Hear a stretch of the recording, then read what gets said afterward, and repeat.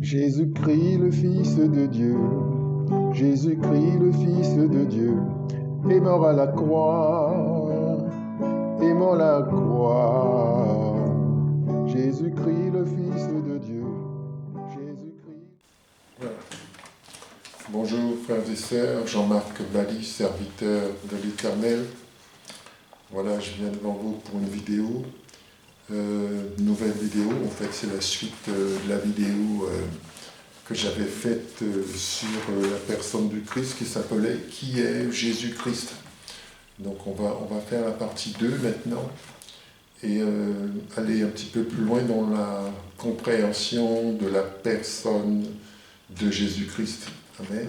On va d'abord prier comme d'habitude et puis ensuite faire un petit rappel de ce qui avait été dit la dernière fois et entrer dans le prolongement du message. Voilà.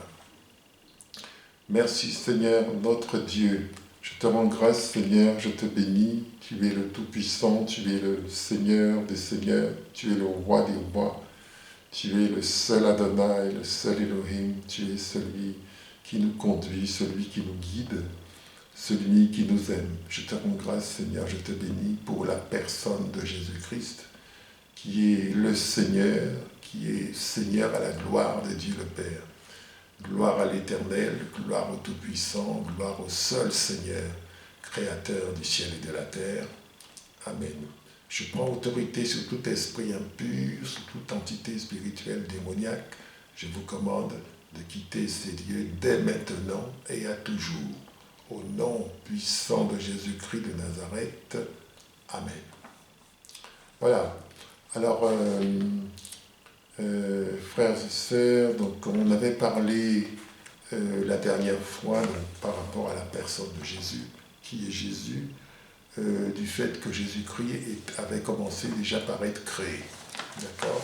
C'est vrai que ça peut faire bondir quand je dis ça, parce que les gens se contentent de dire Jésus-Christ est Dieu, mais Jésus-Christ a été créé. Hein. Il est dit qu'il est le premier-né de toute la création. Donc le premier-né de toute la création, c'est une créature, sauf qu'il occupe le premier rang. Et à ce titre, un certain nombre de privilèges lui sont donnés par le Père, n'est-ce pas ? Et tout a été créé, tout le reste de la création, je veux dire, tout a été créé en lui, par lui et pour lui. Donc ça aussi, c'est écrit dans la parole. Donc la première des créatures vient de Dieu, mais toutes les autres parties de la création viennent de Jésus-Christ. C'est les créateurs du ciel et de la terre, pardon. Jésus-Christ, il a tout créé. Donc ça, c'est quelque chose qu'il faut comprendre et découvrir dans la parole. Ensuite, on avait dit que Jésus-Christ est un mystère. Donc c'est un mystère de Dieu. Donc c'est un mystère révélé par le Père. Donc au temps où il s'est manifesté sur la terre, mais Jésus-Christ existe bien avant la fondation du monde. Il n'est pas né quand l'enfant Jésus est sorti de Marie. Il existait déjà bien avant. D'accord ? Donc il est écrit qu'en lui sont cachés tous les trésors de la sagesse, n'est-ce pas, et de la science. Amen. Voilà. Donc Jésus-Christ, c'est le mystère de Dieu et c'est lui qu'il faut essayer de trouver dans les Écritures, de rechercher, de découvrir dans les Écritures, n'est-ce pas, quand on lit la parole, parce qu'il est la clé de toute chose. C'était la volonté du Père. Ensuite, le troisième point qu'on avait vu, c'est que Jésus-Christ est un homme, donc était un homme, quand il était sur la terre, il était un homme mortel. Donc il a quitté sa gloire pour devenir un homme mortel. Et donc ce homme mortel, ça veut dire, c'est un homme qui, la preuve, c'est qu'il est mort. Il est mort à la croix. Et ensuite, il est ressuscité. Après sa résurrection, il n'est plus mortel. Il a repris donc, son caractéristique d'immortalité. Et il est en train de régner avec le Père. Il est avec le Père, n'est-ce pas ? Et il est assis à la droite du Père. Donc c'est quelqu'un qui règne, et c'est quelqu'un qui a acquis l'immortalité, n'est-ce pas, qui a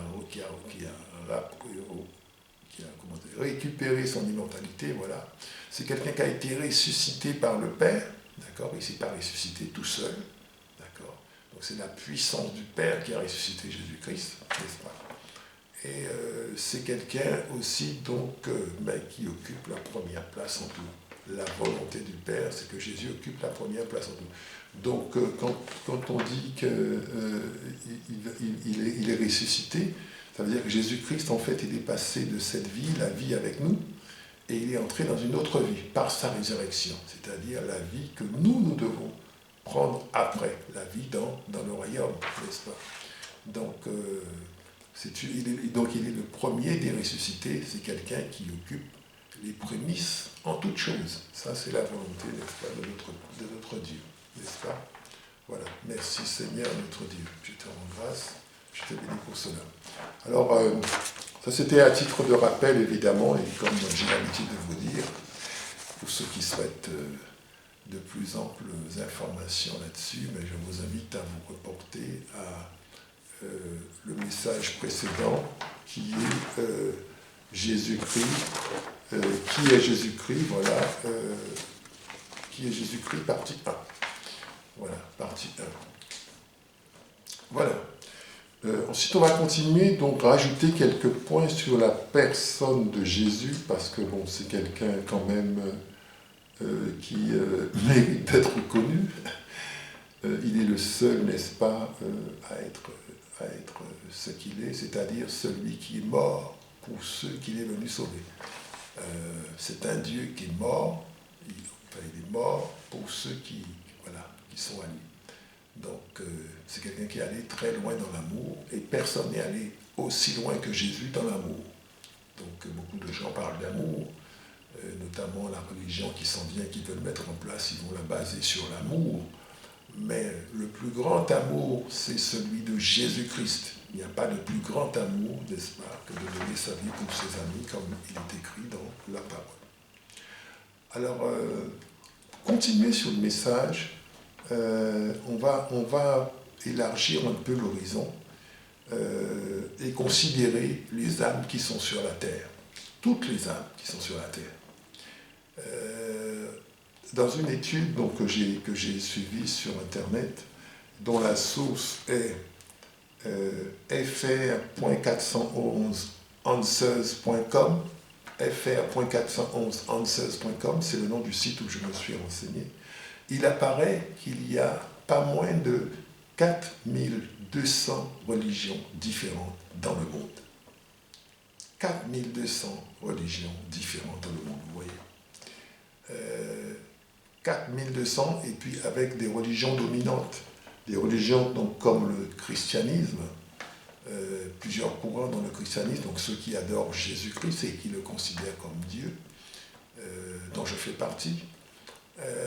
Il y a le catholicisme romain, qui est souvent confondu avec le christianisme. En fait, c'est une église romaine. Donc c'est une église romaine, et la tête de l'église romaine, n'est-ce pas, c'est le pape. D'accord? Donc, pour ceux qui sont dans l'église de Jésus-Christ, la vraie, la tête de l'église de Jésus-Christ, c'est Jésus-Christ. Vous voyez? Donc c'est pas tout à fait la même chose, c'est même très éloigné. Ensuite, il y a le cas de l'islam, qui est une des religions les plus répandues aussi. Voilà, avec trois courants, les chiites, les sunnites et les soufistes, je crois, que je ne dise pas de bêtises. L'islam, voilà, les sunnites, les chiites et les soufistes, voilà. Voilà. Donc c'est une religion très très répandue où effectivement on considère que Dieu n'a pas de fils. D'accord. Donc Dieu n'a pas de fils, ça veut dire Jésus-Christ n'a pas lieu de citer. Ok. Ensuite, il y a l'hindouisme et le bouddhisme. Donc l'hindouisme et le bouddhisme, ils viennent de l'Inde. Voilà. Le bouddhisme, c'est des gens qui adorent Bouddha. Voilà. Et c'est des religions qui se sont répandues un peu en dehors de l'Inde. Pour ce qui est du bouddhisme, on le retrouve aussi dans des pays comme le Laos, la Thaïlande ou le Cambodge. D'accord. Voilà. Et puis, il y a le judaïsme, évidemment. donc la religion des Israélites, et qui considèrent que Jésus n'est pas le Messie, et qui attendent le Messie. Pour la plupart, certains l'ont accepté, on les appelle les Juifs messianiques, mais la plupart d'entre eux, n'est-ce pas, ne considèrent pas Jésus comme le Messie. D'accord ? Donc ça veut dire qu'ils sont encore dans l'attente du Messie. Voilà. Et puis il y a une autre religion qui s'appelle la foi Bahaï, qui vient de l'Iran. D'accord ? Donc ça, c'est les principales religions. Bien sûr, il y en a beaucoup d'autres religions, beaucoup de folklore, beaucoup de croyances, etc. Et quand on les recense, on arrive au nombre astronomique de 4200. Donc effectivement, quand un chrétien qui connaît Jésus-Christ, qui est disciple de Jésus-Christ et qui voit ça, il ne peut s'empêcher de penser au salut de toutes ces âmes. Donc celles qui ont Jésus-Christ de Nazareth sont sauvées, et celles qui n'ont pas Jésus-Christ de Nazareth ne sont pas sauvées.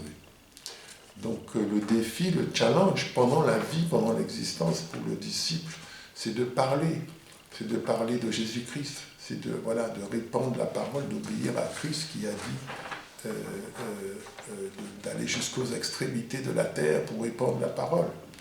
Et évidemment, c'est ce que j'essaie de faire avec cette chaîne YouTube, n'est-ce pas ? Il faut répandre la parole pour que les gens entendent la parole, qu'ils entendent parler de Jésus-Christ, qu'ils acceptent Jésus-Christ. Alors, l'importance de Jésus-Christ, c'est par rapport au fait que les hommes sont pécheurs. Les hommes sont tous pécheurs. Il n'y a pas d'homme parfait. Il n'y a pas d'homme qui n'a jamais péché. Il n'y a pas d'homme qui n'a jamais commis d'actes de mal, n'est-ce pas ? Et donc, ce qu'il faut bien comprendre, frères et sœurs, c'est que quand on n'a pas Jésus-Christ, on n'a pas de sacrifice pour son péché. Parce que le Père connaît la situation des hommes. Il sait que les hommes sont pécheurs et c'est lui qui a pourvu, n'est-ce pas ? On le verra tout à l'heure quand on parlera de Jésus-Christ qui est la grâce. Mais la qualité de Jésus-Christ, c'est que c'est quelqu'un qui va prendre la responsabilité des péchés des hommes devant Dieu. Donc ce n'est pas rien.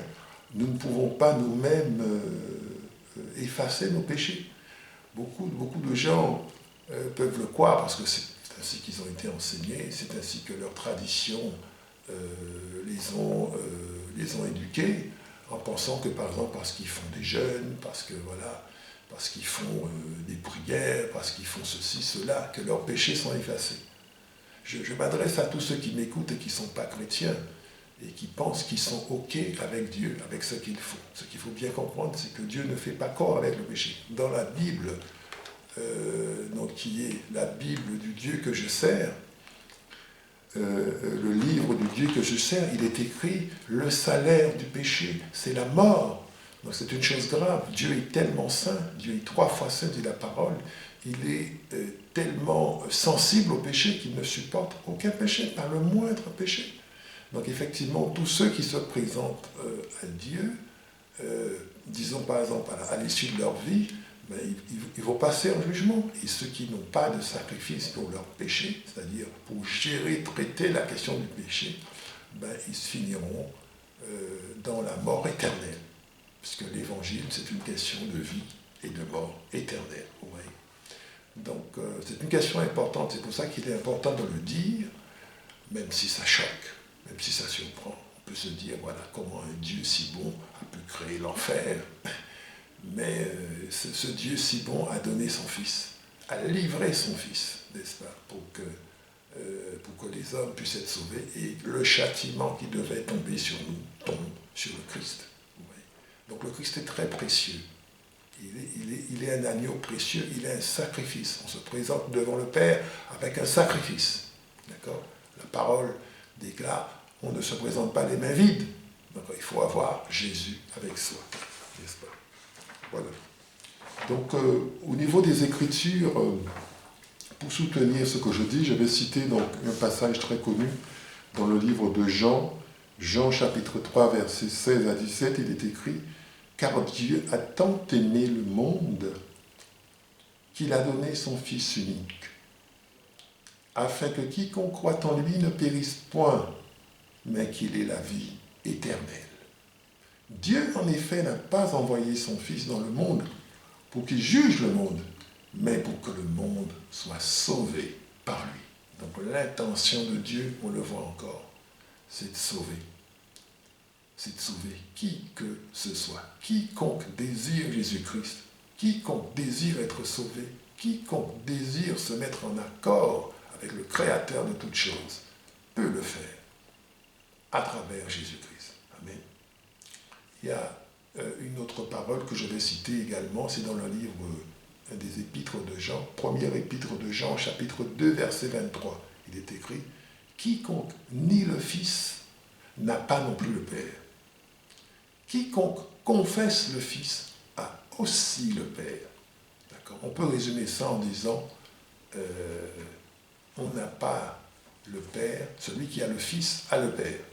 C'est forcé, c'est obligé. Celui qui est avec le Fils, qui a le Fils, qui accueille Jésus-Christ de Nazareth, il a aussi le Père. Donc vous voyez des gens qui s'obstinent à rejeter Jésus-Christ pour toutes sortes de raisons. En fait, ils rejettent le sacrifice qui leur est si précieux pour leur salut. Donc il faut vraiment le dire, le répéter et l'expliquer pour que ceux qui sont conscients d'avoir des péchés, pour ceux qui sont conscients d'avoir besoin d'être sauvés, sachent qu'une solution existe et que le Père l'a déjà prévu. Voilà. Donc c'est le Fils qui fait débat. Le grand débat de la foi, c'est le Fils, c'est Jésus-Christ. Et ceux qui sont avec Jésus-Christ, ils sont persécutés, ils sont, voilà, comme Jésus l'a dit, hein, vous serez haïs à cause de mon nom. Donc c'est tout à fait normal que d'être dans une certaine persécution à cause de Jésus-Christ, n'est-ce pas? Voilà. Ensuite, on va continuer le message avec un autre aspect de la personne de Jésus-Christ que j'ai appelé Jésus-Christ, la grâce de Dieu. Alors j'ai pris pour cela un passage un petit peu long, mais dans le livre de Tite, qui est très important, il vaut mieux le lire, parce que vous savez, rien n'est à jeter dans la parole de Dieu, tout est important. Donc Tite, chapitre 2, épître de Tite, chapitre 2, à partir du verset 11 jusqu'au verset 14, il est écrit « Car la grâce de Dieu, source de salut pour tous les hommes, a été manifestée. Elle nous enseigne à renoncer à l'impiété et aux convoitises mondaines et à vivre dans le siècle présent selon la sagesse, la justice et la piété.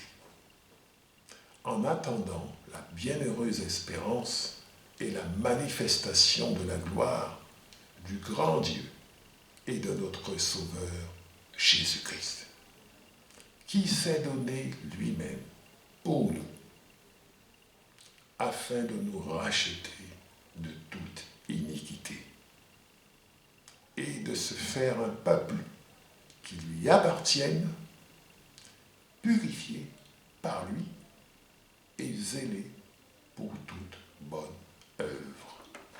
Amen. Je vais relire cette parole.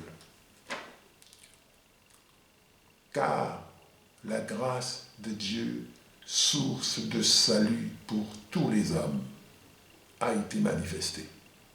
Elle nous enseigne à renoncer à l'impiété et aux convoitises mondaines et à vivre dans le siècle présent selon la sagesse, la justice et la piété, en attendant la bienheureuse espérance et la manifestation de la gloire du grand Dieu et de notre Sauveur Jésus-Christ, qui s'est donné lui-même pour nous, afin de nous racheter de toute iniquité et de se faire un peuple qui lui appartienne, purifié par lui et zélé pour toute bonne œuvre. Oui, ça c'est la grâce de Dieu. Jésus est celui qui nous rachète, c'est celui qui nous purifie, c'est celui qui paie le prix de nos fautes, c'est celui qui, par son sang, fait la purification des péchés. Donc la grâce, ça veut dire, comme je disais, les hommes ne peuvent pas se purifier eux-mêmes. Ils peuvent faire leurs ablutions, ils peuvent faire leurs prières, ils peuvent faire leurs jeûnes, ils peuvent tout faire. Mais ça ne suffit pas pour se purifier. Le seul qui a la capacité de purifier les hommes et qui le fait de façon acceptable par le Père, qui le fait par son sang précieux, c'est le Christ. C'est le Christ. Il est le seul. Et comme j'aime à dire, le Christ n'a pas de substitut. Rien ne peut se substituer au Christ. Donc ceux qui sont conscients d'être des pécheurs ont besoin du Christ. C'est obligé. Ont besoin du Christ. Alors je dis ça pas pour être d'accord avec tout le monde, encore une fois. Je préfère dire les choses et que des croyances soient bousculées, renversées, comme dit la parole dans le livre des Corinthiens, que les forteresses soient renversées, les forteresses de pensée soient renversées, des gens qui sont bien campés, bien calés dans leurs pensées, dans leurs croyances, qui sont perdus. Oui. Donc, quand on appartient à Jésus-Christ, on sait cela. On sait que ceux qui n'ont pas Christ, ils sont perdus. Et la responsabilité qu'on a, c'est d'en parler. C'est de répandre la parole, afin que ceux qui l'entendent puissent reconsidérer leur position et venir à Jésus-Christ, qui est la solution de Dieu. Aucune autre solution ne fonctionnera pour le salut. Aucune autre. On peut faire des études, on peut étudier, on peut tout faire, mais on est mortel et on est pécheur. Et ça ne change pas. Si Dieu ne change pas ça, un homme ne peut pas changer cela. D'accord ? Voilà. Donc ça, c'est un point très important. Et il faut comprendre que Christ est une grâce. Ne la rejetons pas. Amen.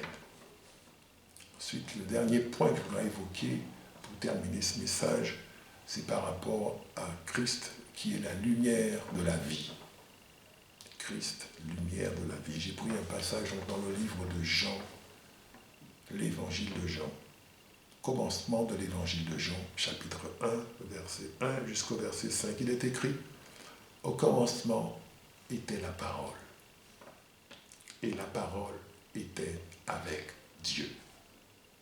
Et la parole était Dieu. Elle était au commencement avec Dieu. Toutes choses ont été faites par elle. Et rien de ce qui a été fait n'a été fait sans elle. En elle était la vie. Et la vie était la lumière des hommes. La lumière, lui, dans les ténèbres. Et les ténèbres ne l'ont point reçu. » Oui. Il est encore écrit dans le livre de Jean, chapitre 8, plus loin, verset 12. Jésus leur parla de nouveau, il dit, « Je suis la lumière du monde. Celui qui me suit ne marchera pas dans les ténèbres, mais il aura la lumière de la vie. » Vous voyez ?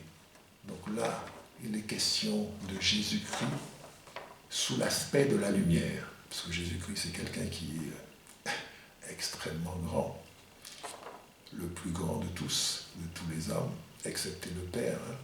Comme j'aime à dire, il n'y a que le Père qui lui est supérieur. Jésus-Christ, c'est le Fils, mais il est le plus grand, n'est-ce pas ? C'est quelqu'un donc qui a la lumière, qui amène la vie, qu'on appelle la lumière de la vie. D'accord ? Il y a toutes sortes de lumières dans le monde des ténèbres. Il y a la lumière, on parle de Lucifer, qui appelle le porteur de lumière. Mais la lumière de Lucifer, c'est une lumière qui amène la mort, c'est une lumière de ténèbres. Ce n'est pas la lumière qui amène la vie. La lumière de Jésus-Christ amène la vie, crée la vie, gère la vie, génère la vie, mais de façon surnaturelle. On peut faire très facilement une analogie avec le soleil. Le soleil qu'on connaît, le soleil physique, qui est connu des astrophysiciens, et qui, par ses rayons, amène la vie sur la Terre. D'accord ? cette lumière du soleil amène la vie sur la terre. Et sans ce soleil, la vie ne serait pas possible. Donc voilà, donc Jésus-Christ, c'est je dirais, un soleil, mais spirituel, surnaturel, et qui amène la vie, qui crée la vie, qui amène la vie chez moi, dans ma vie, qui amène la vie de Dieu, n'est-ce pas? Et qui, voilà, fait croître, fait développer, fait grandir des choses. J'ai besoin de cette lumière dans ma vie. C'est par cette lumière que je vis et que ma vie se développe. Ma vie spirituelle se développe, n'est-ce pas? Donc, il est écrit aussi que la lumière, lui, dans les ténèbres, et les ténèbres ne l'ont point reçu. Je relis donc au verset 5, Jean chapitre 1, verset 5, c'est écrit, la lumière, lui, dans les ténèbres, et les ténèbres ne l'ont point reçu. Donc ça veut dire, les ténèbres ne reçoivent pas la lumière. Les hommes et les femmes qui sont des ténèbres et qui ont choisi la lumière ne vont pas accepter Jésus-Christ. Les hommes et les femmes qui sont des ténèbres ne vont pas accepter la lumière de la vie. C'est des gens qui vont accepter la mort, c'est des gens qui vont accepter ce que le diable propose, c'est des gens qui vont accepter le monde, mais ils ne vont pas accepter Jésus-Christ. Ils ne peuvent pas accepter Jésus-Christ parce qu'ils sont des ténèbres, ils ont choisi les ténèbres, n'est-ce pas? Donc il ne faut pas s'étonner des rejets, des combats spirituels, des refus, de toutes sortes d'oppositions qu'on peut avoir quand on est un disciple de Jésus-Christ dans ce monde. D'accord? Puisque le monde, Dieu aime le monde, c'est vrai, mais est-ce que le monde aime Dieu? Voilà, donc voilà, la grande question qui se joue sur la terre, c'est l'amour du Père pour le monde. Voilà, donc il va crier jusqu'au plus fort pour les appeler, pour les amener vers lui. Il va même livrer son Fils. Il va aller jusqu'au bout de l'amour. Parce qu'il n'y a pas de plus grand amour que l'amour de Dieu, que l'amour du Christ. Mais il y a un moment où la grâce va se terminer. Il va dire, ça y est, c'est terminé, on va s'arrêter là, et puis on va passer à autre chose, et le Christ va revenir sur la terre.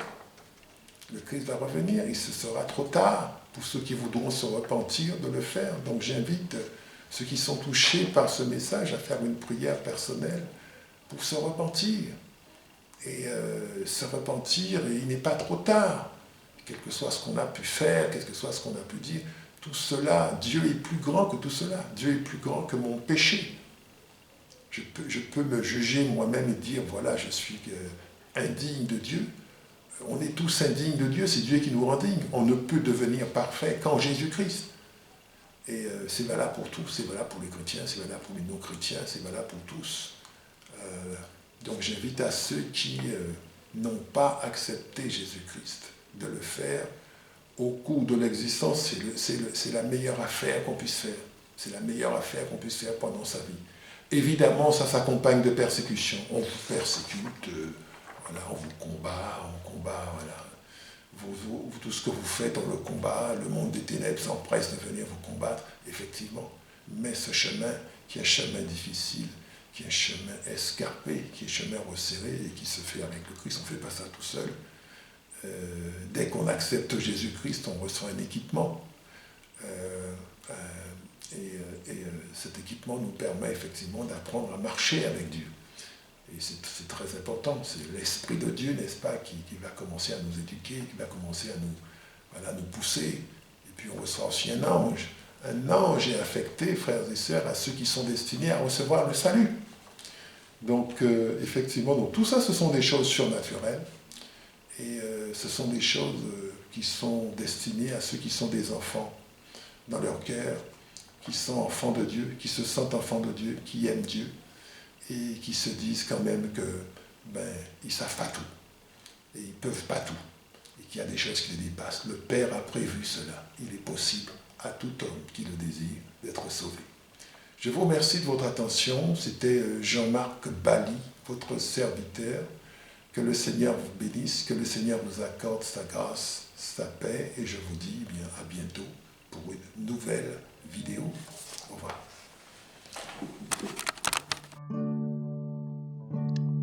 Jésus-Christ, le Fils de Dieu, Jésus-Christ, le Fils de Dieu, est mort à la croix, est mort à la croix. Jésus-Christ, le Fils de Dieu, Jésus-Christ, le Fils de Dieu, est mort à la croix, est mort à la croix. Il a sauvé mon âme, mes transgressions sont effacées. Il a sauvé mon âme, je suis réconcilié avec Dieu. Il a sauvé mon âme, mes transgressions sont effacées. Il a sauvé mon âme.